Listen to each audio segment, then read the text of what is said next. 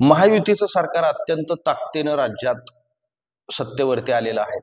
या सत्तेत भाजप, राष्ट्रवादी काँग्रेस, अजित पवार गट आणि एकनाथ शिंदे यांची शिवसेना हे सर्वजण सत्तेत एकत्रित आहेत। विरोधी पक्षाचा नेताही या राज्यामध्ये सध्या नाहीये। अशा परिस्थितीमध्ये बीडमध्ये एक हत्याकांड घडतं आणि सत्तेतलेच पक्ष एकमेकांच्या विरोधात उभा राहतात। आता हत्याकांडात आरोपी असलेले जे काही हत्याकांडामध्ये जे प्रमुख आरोपी आहेत ते एका पक्षाचे पदाधिकारी आहेत।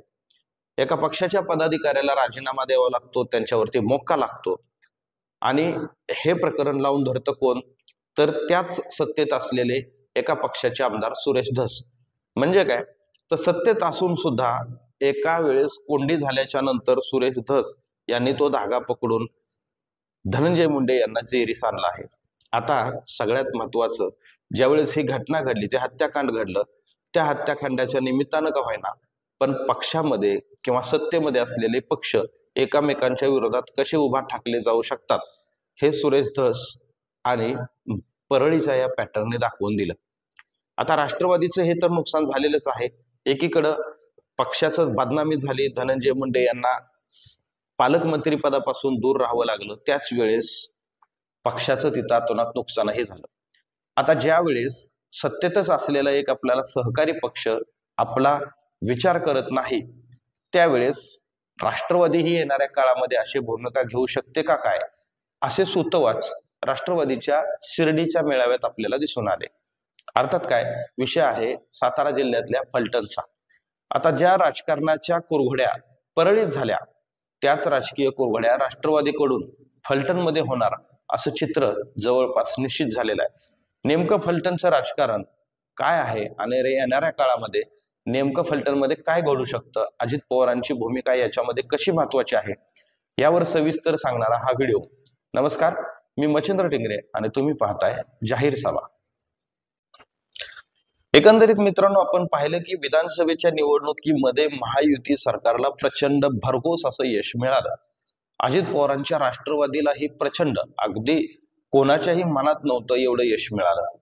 भाजपनं या मित्र पक्षांना बरोबर घेऊन सत्ता स्थापन केली, देवेंद्र फडणवीस हे मुख्यमंत्री झाले। परंतु महाराष्ट्रामध्ये काही लढती अशा झाल्या होत्या, त्या लढतीकडे संपूर्ण महाराष्ट्राचं लक्ष होतं। सातारा जिल्ह्यातल्या फलटण तालुक्यामध्ये विद्यमान विधान परिषदेचे आमदार असलेले रामराजे हे विधानसभेच्या निवडणुकीमध्ये शांत होते। अर्थात त्यांची स्थानिक जे भाजपचे खासदार होते रणजितसिंह निंबाळकर यांच्या सोबत असलेली म्हणजे राजकीय वैर हे संपूर्ण सातारा जिल्ह्याला माहित आहे। आता ज्या वेळेस विधानसभेची निवडणूक लागली, त्यावेळेस भाजपच्या आणि मित्र पक्षांच्या वतीने सचिन पाटील यांना राष्ट्रवादी काँग्रेस अजित पवार गट यांनी उमेदवारी दिली, तर शरद पवार यांचे उमेदवार होते दीपक चव्हाण। दीपक चव्हाण यांचा जवळपास राजे गट म्हणजे रामराजे निंबाळकर आणि त्यांचा जो गट आहे त्या गटानं जवळपास पुरस्कृत केलेला गट होता। आता रामराजे निंबाळकर या निवडणुकीमध्ये कुठेही स्पष्ट भूमिका घेताना दिसले नाहीत। वास्तविक पाहता ते अजित पवार यांच्या पक्षाचे विधान परिषदेचे विद्यमान आमदार आहेत। असं असताना देखील रामराजे कुठेही बाहेर पडले नाहीत, त्यामुळं अजित पवारांनी देखील रामराजे यांच्यावरती टीका केली। सगळ्यात महत्वाचं, महायुतीचा उमेदवार म्हणून सचिन पाटील यांच्या सभांसाठी रणजितसिंह निंबाळकर हे अजित पवारांच्या मांडीला मांडी लावून सचिन पाटील यांचा प्रचार करत होते। आता गंमत अशी झाली, सत्ता स्थापन झाली, त्यानंतर खाते वाटप झालं आणि ह्या सगळ्या गोष्टी घडत असताना महाराष्ट्रामध्ये पक्षांतर्गत कुरघोड्या सुरू झाल्या, जे सरकारमध्ये आहेत त्याच्यामध्ये। इकडे परळीमध्ये सुरेश धस यांनी धनंजय मुंडे यांच्या नाकी नऊ आणलेलं आहे। अजित पवार यांच्या राष्ट्रवादीचं तिथं नुकसान होताना आपल्याला दिसलं। आता फलटण मध्ये मात्र एक वेगळी परिस्थिती आपल्याला पाहायला मिळते। आता फलटण मधलं राजकारण काय सांगतं, तर सचिन पाटील हे जे अजित पवार गटाचे उमेदवार आहेत त्यांना निवडून आणण्यासाठी रणजितसिंह निंबाळकर यांनी कष्ट घेतलं आणि त्याच वेळेस रामराजे मात्र शांत होते, अर्थात त्यांनी विरोधात काम केलं।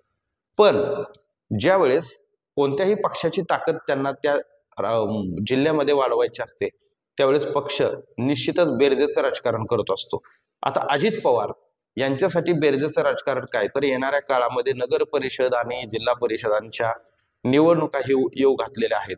अशा परिस्थितीमध्ये फलटणमध्ये राष्ट्रवादी अजित पवार गटाचा आमदार असताना देखील त्यांना तिथली स्थानिक ताकद जी राजे गटाच्या मार्फत मिळणार आहे ते अजित पवार सोडतील का, हा प्रश्न निर्माण झालेला आहे.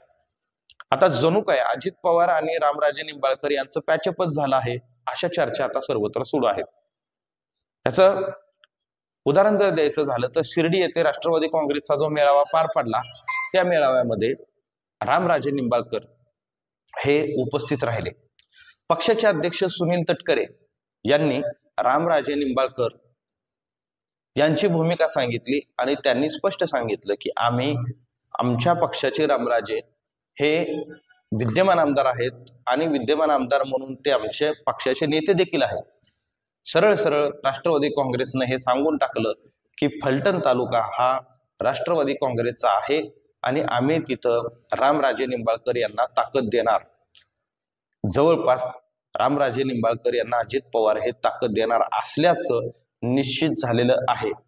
त्यामुळं जसं बीडमध्ये परळीमध्ये धनंजय मुंडेंची कोंडी झाली, तसं फलटणमध्ये आता भाजपच्या रणजितसिंह निंबाळकर यांची कोंडी होण्याची शक्यता आहे. कारण फलटणचा आमदार जो आहे तो राष्ट्रवादी काँग्रेसचा आहे आणि सध्या तिथलं सत्ताकारण किंवा सत्ता केंद्र हे भाजप बनू पाहत आहे. कदाचित अजित पवार हे असं कदापि घडू देणार नाहीत. म्हणूनच पुन्हा एकदा रामराजे निंबाळकर यांना राष्ट्रवादी काँग्रेसकडून ताकद दिली जाण्याची शक्यता आहे. रामराजे निंबाळकर यांना महत्वाच्या जबाबदाऱ्या देऊन त्यांच्याकडं किंवा वेगवेगळ्या योजनांच्या बाबतीत त्यांच्या पाठीशी उभा राहून अजित पवार हे फलटणमध्ये आपली ताकद आणि आपल्या आमदाराकडून काम करून घेतील असं जवळपास निश्चित झालेलं आहे. याचा अर्थ सत्तेत असून सुद्धा ते रणजितसिंह निंबाळकर यांना दुखावतील असं नाही, परंतु स्वतःच्या पक्षाचा आमदार असताना दुसऱ्या पक्षाचा फायदा होऊन देतील अशा प्रकारचं राजकारण आपल्याला कुठंही सध्या दिसत नाही. म्हणजे काय तर प्रत्येक पक्ष हा बेरजेचं राजकारण करत असतो. येणाऱ्या काळामध्ये रामराजे निंबाळकर आणि राजेगट हा फलटण तालुक्यात पुन्हा एकदा सक्रिय झाला आणि अजित पवार यांनी त्यांना प्रचंड ताकद दिली आहे असं जर तुमच्या निदर्शनास आलं तर आश्चर्य वाटायला नको. रामराजे निंबाळकर यांचा गेल्या काही दिवसांमध्ये वाढलेला अजित पवारांशी संपर्क आणि पुन्हा एकदा ते झालेले राजकारणात त्यांची सक्रियता हेच याच्यातून सर्व काही दाखवून देत आहे. दुसरीकडं राष्ट्रवादी काँग्रेसनं रामराजे यांच्या बाबतीमध्ये उघड भूमिका घेतलेली आहे की रामराजे निंबाळकर हे आमचे नेते आहेत आणि आम्ही त्यांच्या बरोबरच राहणार. त्यामुळं फलटणचं राजकारण येणाऱ्या महापालिका, नगर परिषद, त्यानंतर जिल्हा परिषदांच्या निवडणुकांमध्ये अजित पवार हे रामराजे निंबाळकर यांनाच ताकद देतील हे जवळपास स्पष्ट झालेलं आहे. फलटणच्या या राजकारणाबद्दल तुम्हाला देखील काय वाटतं जरूर तुम्ही कमेंट करून कळवा आणि आपलं YouTube चॅनल सबस्क्राईब करा. धन्यवाद.